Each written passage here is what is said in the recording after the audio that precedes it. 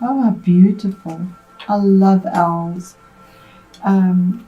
This will resonate for you if you're looking at this in the perspective of from your sun sign, your sun being in Gemini. This is based on that. Or your rising sign being Gemini, or your moon in Gemini.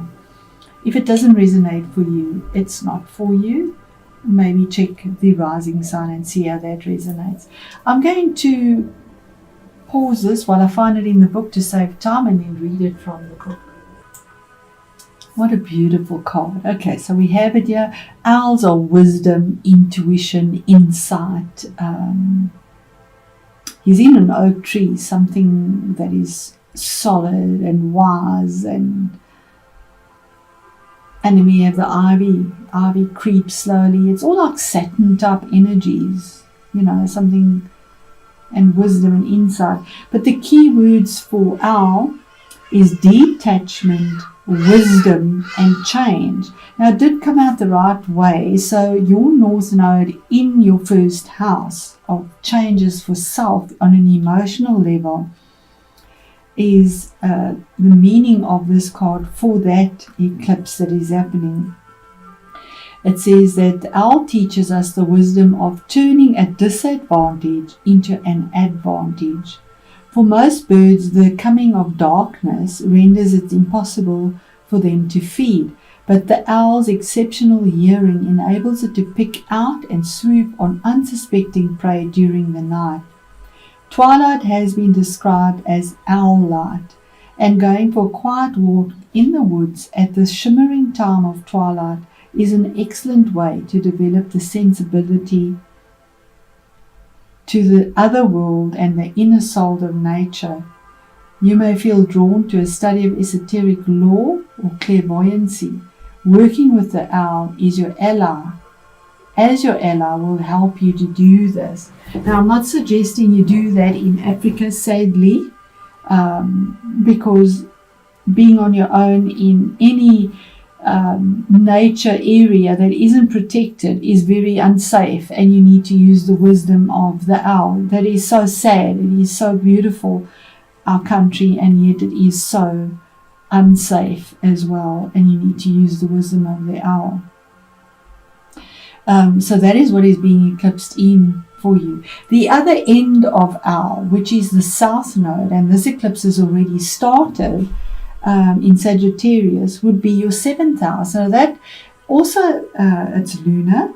The 7th house is about your spouse and your partner and the other person, where your first is about you. So on an emotional level, it's about the giving and receiving, and your balance of power issues on an emotional level, and how you relate to others, or your attitude to cooperation with others as well. And the reverse side of that is that you're dealing with is that you may need to be wary of withdrawing too much from the world. An ability to be detached and discerning is an asset, unless it becomes a defense against being fully alive with all the vulnerability it entails. Perhaps there is not such a need for secrecy or holding back. The owl can signal a time of change, of initiation, and of new beginnings. It can portend the death of one thing, but also the birth of another. An old Sussex saying is, when owls whoop at night, expect a fair morrow, expect a bright dawn, and it will surely come. How beautiful is that? So on both levels, it's very positive for you, Gemini, very positive. Okay, Gemini, so we start off with justice, and this could be dealing with the legal situation. Remember, it's a general reading, so put it in the situation you find yourself in. You could possibly be dealing with a Gemini, your own energy, or with a Libra as well. So the justice card is about karmic justice, about dealing with legalities, but there's some form of unbiased choice in this month that comes through, and some form of fair justice that brings about balance, equality, in a very pure way. She's not blindfolded because she's in denial. It's because she's unbiased and has to see both sides from equal perception, both lights in her hand, to make a balanced choice with her sword of truth. And this justice comes through. I do feel maybe by the 11th of the month, that's a possibility that there's some significant change that comes through of November, or dealing with authority, maybe around money, an opportunity for money, investment, property, being really wise about something. Pentacles is earthiness. It's something of value, something of durability, but there's an opportunity here of investment in a workplace, a career, security, a home, a relationship, in your health, possibly investing with something that is real. There's the opportunity, and being wise. We have the weasel here, being really wise about it, looking at what was in the past. He's looking behind him and then to move up towards the future. And then taking stock of what you've nurtured, what you've planted, what you've taken care of. And now finally being able to fill this empty basket, because the ladder is there now to go up, to ascend. Here we have the rocks also going up. Here we have stairs going up. So you're going up to something that you've been looking after. The squirrel prepares for the winter months, nurtures. Here's spring, here's the harvest time. There's peace, there's harmony. It's like being able to enjoy the fruits of your labor, something you've nurtured, and now you can go and harvest those fruits. You've taken care of it with great passion as well. And then we have the message from Spirit, or the center of the month. You have victory. You have victory, you have recognition in whatever this is that you've nurtured. There's this karmic justice that comes through.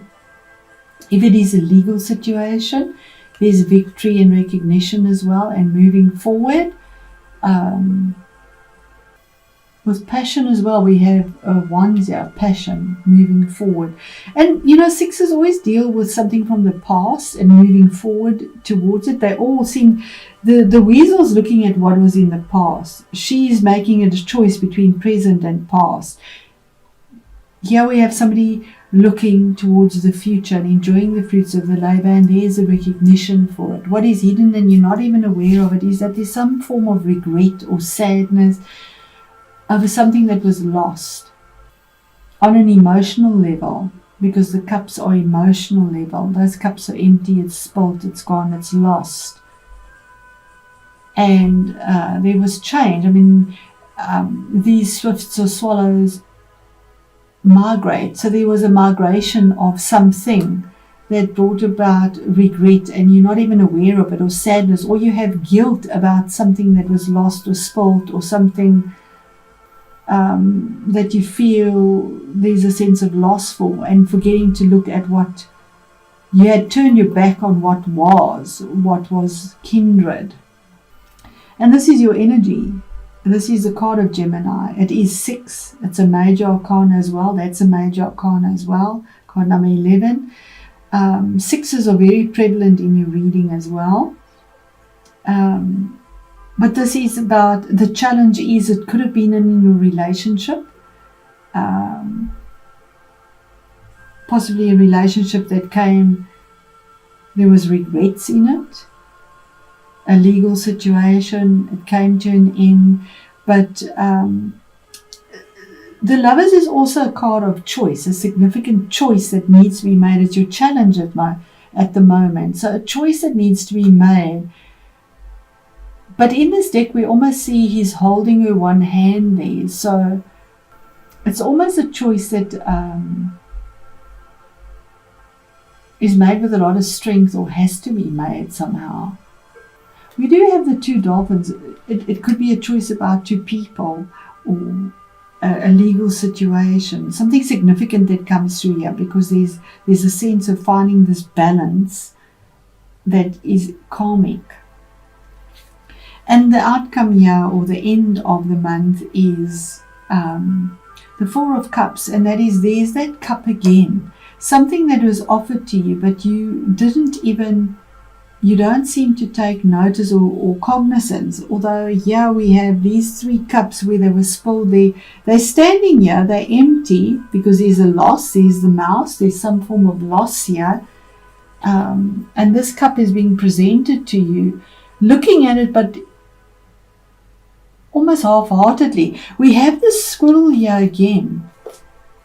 The squirrel has taken care and nurtured of something, and the other squirrel is saying, go for it. He's ready to grab whatever there is, and you're actually looking at it in this deck. So there is an opportunity being presented to you here on some emotional level with regards to a relationship. Very big possibility. You are dealing with 1st and 7th house. A relationship that's either emotional, intimate, or with the other in your workplace, because it's you and the other. So it can be a spouse or work partnership or anything to that sort. But there's karmic justice that comes through here with a karmic choice. It could have been soulmates that there are regrets about. Okay, so what is the justice card about for Gemini? It's good news, Princess of Wands, something that comes through. It's the beginning of something, of good news, maybe a new relationship that comes through, or dealing with a child and getting good news. But it is a form of information that comes through that is warm and creative and has growth and a sense of freedom. That's a decision you made, Gemini. That's your energy. Air energy, King of Swords. It can be legal. It can be a lawyer. It can be somebody in the defense system. Anything that is where you're using analytical abilities, your intellect. So a lawyer definitely falls into that. Or a surgeon, even a surgeon. Something that you've invested in, or a choice that was made. There were regrets. But there is victory here. That is a choice and a decision that is made that changed your outside world with something that you invested in. Again, same as this, Four of Cups. Something you have a regret about. You've lost something. These cups are also empty. They've fallen over. You're kind of like pondering it here. But there's this offer that is full there. There is an opportunity for some new opportunity in love, in happiness. But you almost turn your back on it. It's sort of hidden, but it's there. 4 is about grounding it.